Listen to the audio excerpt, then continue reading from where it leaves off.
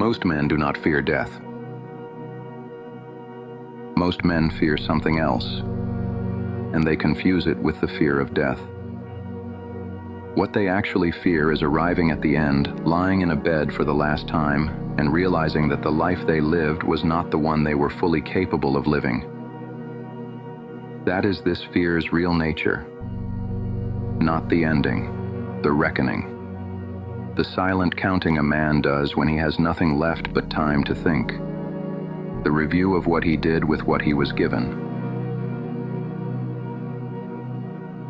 Most men sense this fear long before the end. They feel it in quiet moments, when the noise stops and they are left with only themselves. They feel it on Sunday evenings, when the week is almost over and nothing real got done. They feel it on long drives, when the road is empty and the mind is forced to face only but itself.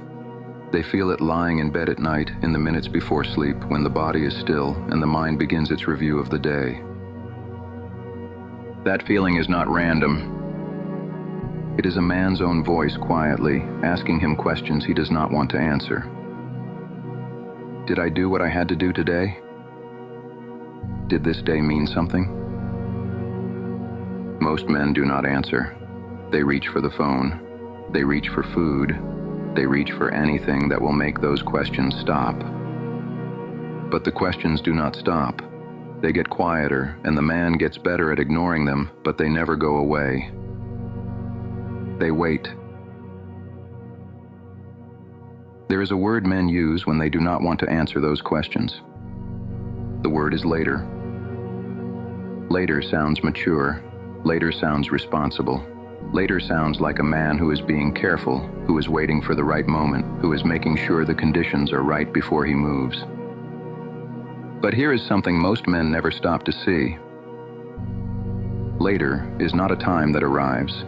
Later is a decision to not do what needs to be done, hidden behind a language that makes the decision feel safe. That is the trick. A word that sounds like patience, but is refusal. A word that sounds like planning, but is retreat. A word that costs a man his life while he believes it is saving it. And the man who says later once has made a small decision. The man who has said later every week for years has not made years of small decisions. He has become a different man. A man who does not act.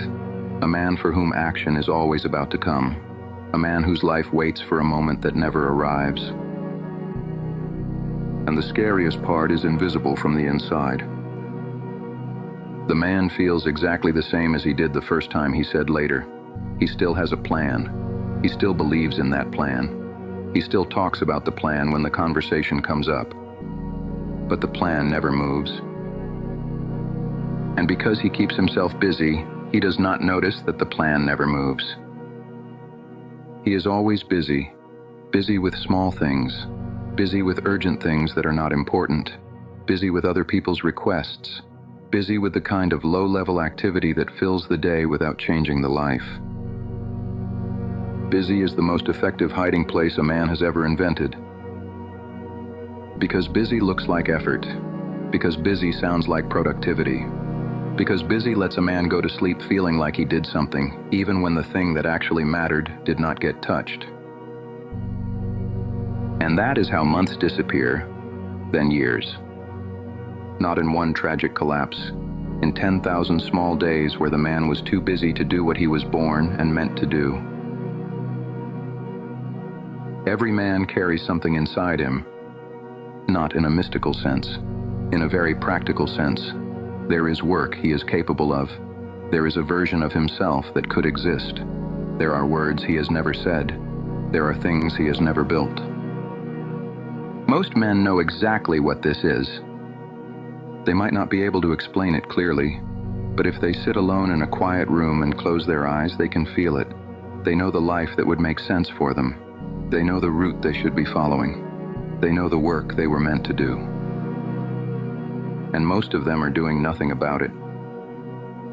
They are doing something else, something smaller, something that was available, something that did not require a decision, something that was already happening, so they stayed inside it. And here is the deeper truth beneath all of this. What remains unused inside him does not stay quiet. It does not dissolve. It does not fade with time. It does not accept that the man has chosen a smaller life. Never. It stays. It waits. And every week that passes without it being used, it gets heavier. This is what most men do not understand about the weight they feel in their chest at night. They think it is stress. They think it is exhaustion. They think it is the modern world pressing down on them. It is none of those things. It is the weight of what was put inside them and was never used. It is the slow pressure of a life that is not being rightfully lived. It is the accumulated debt of 10,000 days where what was needed was postponed for what was easy. That is the weight. And hollow food does not lift it. Distraction does not lift it. Sleep does not lift it. Only usage lifts it. Using what is in there, letting it fully come out, turning it into something in this world, even something small. 1 hour of real work a day, even 30 minutes. That is what closes the distance between the life a man is living and the life he has always been capable of. Nothing else does. Now another truth. Most men live according to a simple rule they have never questioned. They do what they feel like doing. This sounds like freedom. It sounds like autonomy. It sounds like a man who knows what he wants. But it is the opposite of freedom. A man who only does what he feels like doing is not free. He is ruled. Ruled by his moods, ruled by his energy level, ruled by whatever wave is moving through him in the moment. And the wave does not care about his life. The wave does not care about his future. The wave just wants the next easy thing. A man ruled by impulses will never be anything more. Here is something the disciplined man has noticed that the man who lives in comfort has not.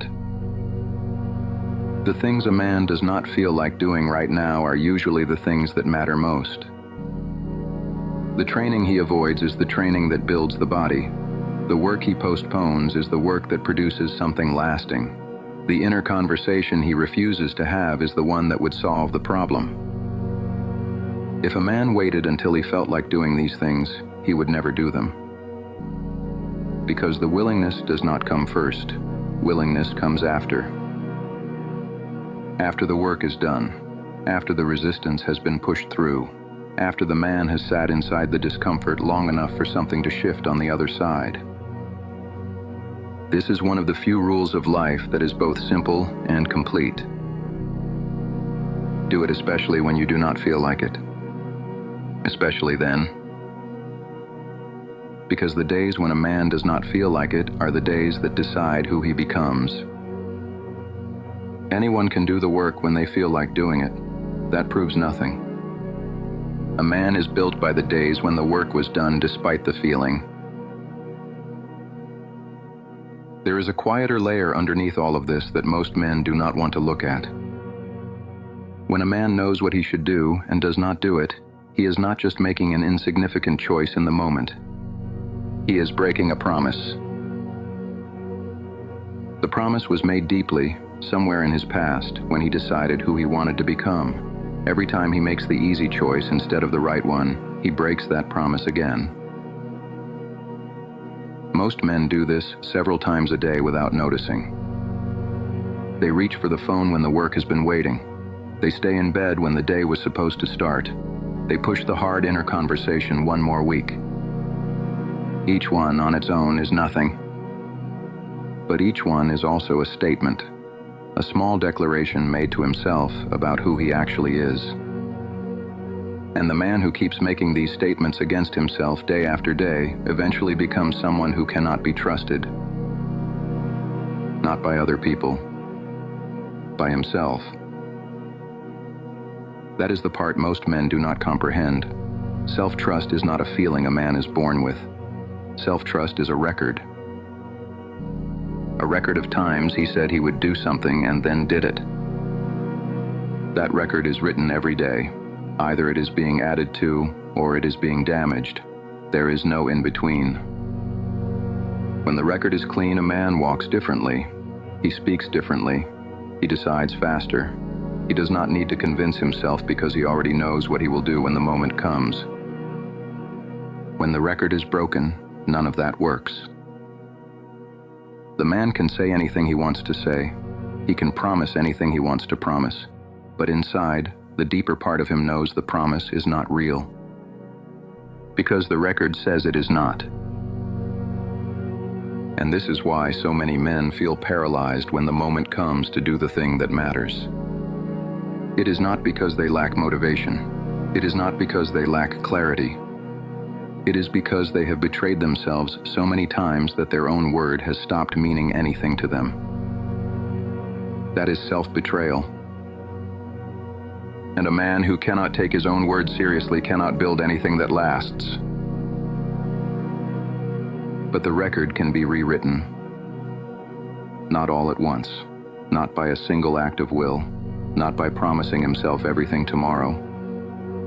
The record is rewritten the same way it was broken, one small entry at a time. The man begins with a promise so small it is almost ridiculous, a promise he is sure to keep. Not the work he has been avoiding for years, not the change he has been postponing. Just one tiny commitment to himself, the size of an hour, that he can absolutely deliver.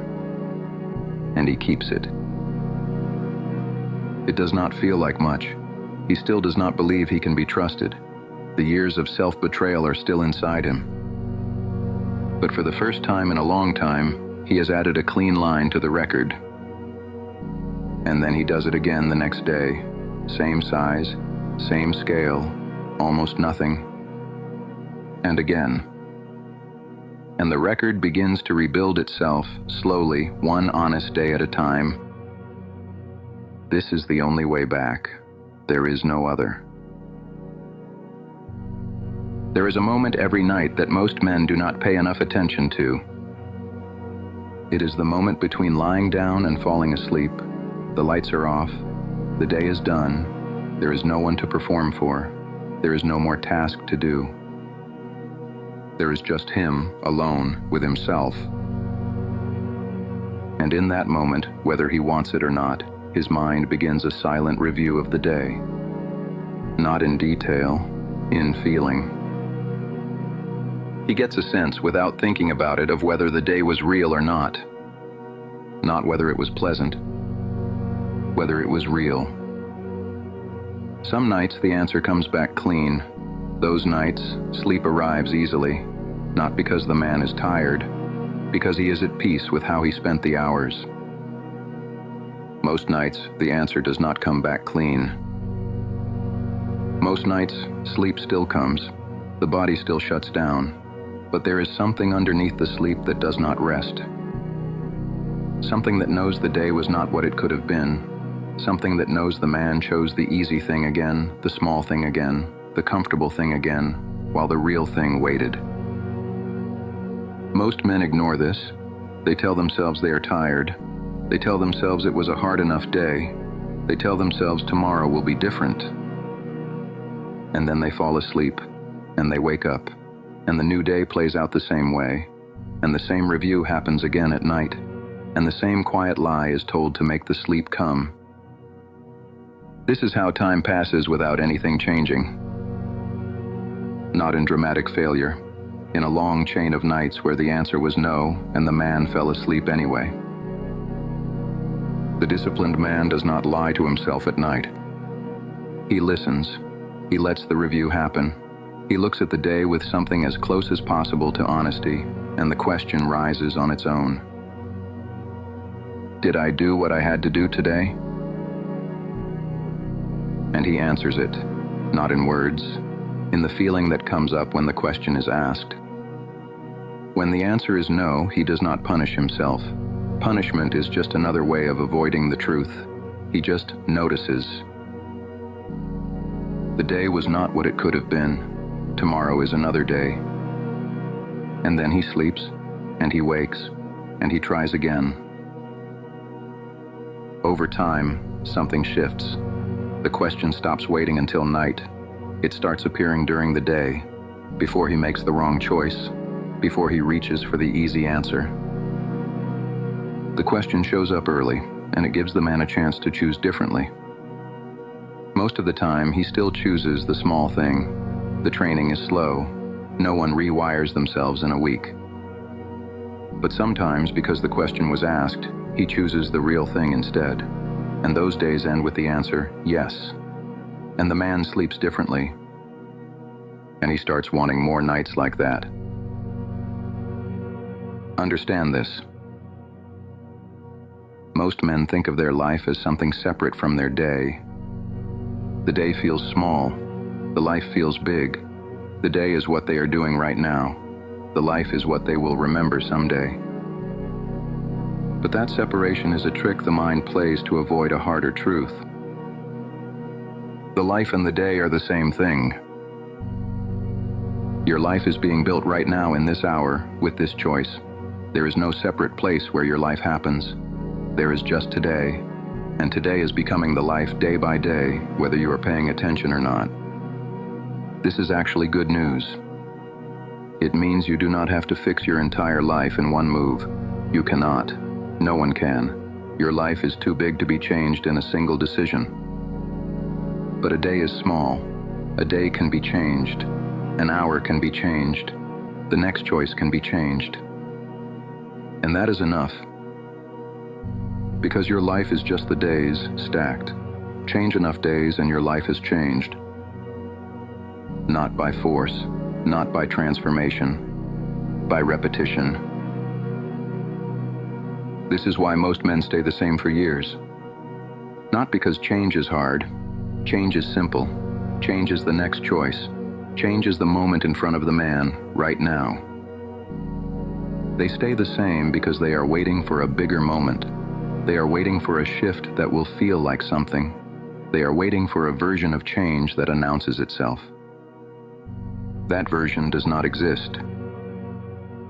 Real change is quiet. It is boring. It looks like nothing from the outside for a long time. It is the man who keeps taking the small action correctly day after day when no one is watching and no one is rewarding him for it. That man is becoming something. He cannot feel it yet, but he is. And one day he will look up, and the life that was impossible 2 years ago will be the life he is living. And he will not be able to point to the moment it changed, because there was no such moment. There were just days. There is an old idea, said in many forms across many centuries. To die empty. Everything a man needs to know is in those words. It does not mean die empty of meaning. It does not mean die empty of love. It does not mean die empty of what mattered. It means arrive at the end with nothing still inside you that was waiting to be used. No work still locked up. No words still unsaid. No version of yourself still waiting to be built. Empty of what was put inside and was never let out. And here is the part most men never face. This is not really about death. This is about today. Because what a man brings to the grave is decided in days like this one. The man who lies down tonight having used himself to the fullest is one day closer to dying empty. The man who lies down tonight having wasted the day is one day closer to dying full. Full of what was never used. Full of what was carried around for years and never let out. Full of what was inside him from the beginning and is still inside him now and will be inside him at the end. Most men die full. Most men carry their work, their words, their potential intact all the way down. Not because they were prevented, not because something stopped them, because they kept saying later, because they kept choosing the easy thing, because they kept waiting for conditions to be right. The conditions were never going to be right. That is not how life works.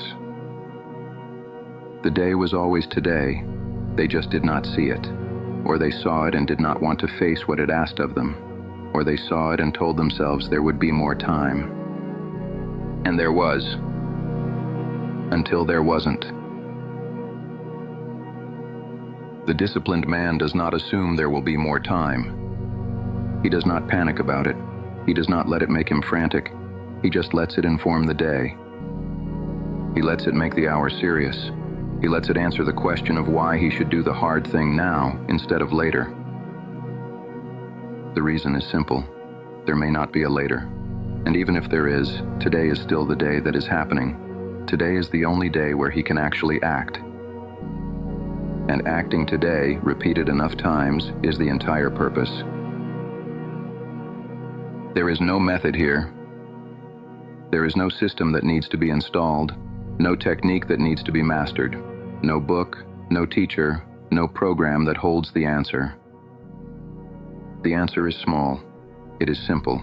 It is available right now. Do today what will not be a regret tonight. Do not do today what will be a regret tonight. That is the whole discipline. It is not impressive. It does not require talent. It does not require the right conditions. It only requires a man to take the day seriously, to treat it as if it were the only day, because in a sense, it is. It is the only day available to him right now. Most men do not have the will, or the strength, or the honesty with themselves. And here is the part you must hear, finally addressed to you. The default is not drift. Drift is the polite word for it. The truth is that you sabotage yourself. Every hour you spend on what does not matter, you are sabotaging the man you could become. Every promise you break to yourself, you are sabotaging your own foundation. Every day you wake up and do the same thing, you are actively choosing to stay where you are. The man you are not yet is being sabotaged by the man you are. That is the truth most men will not face. Not the world, not their environment, not their past. Themselves. You are the obstacle, and you are also the only solution. Sleep, wake, do it again. The disciplined man interrupts the sabotage. Not perfectly, not always, but enough. Enough that the days start to change. Enough that one day he looks back over the years and sees something he is not ashamed of, something he used. And one day, when the chain of his days finally ends, he will not be carrying what he was supposed to become. He will have become it. He will have done the work. He will have said the words. He will have been the man. And what is left inside him at the end will be only what could not have been used, not what he refused to use, not what he saved for later. He will die empty, which is the only way a man can die without regret.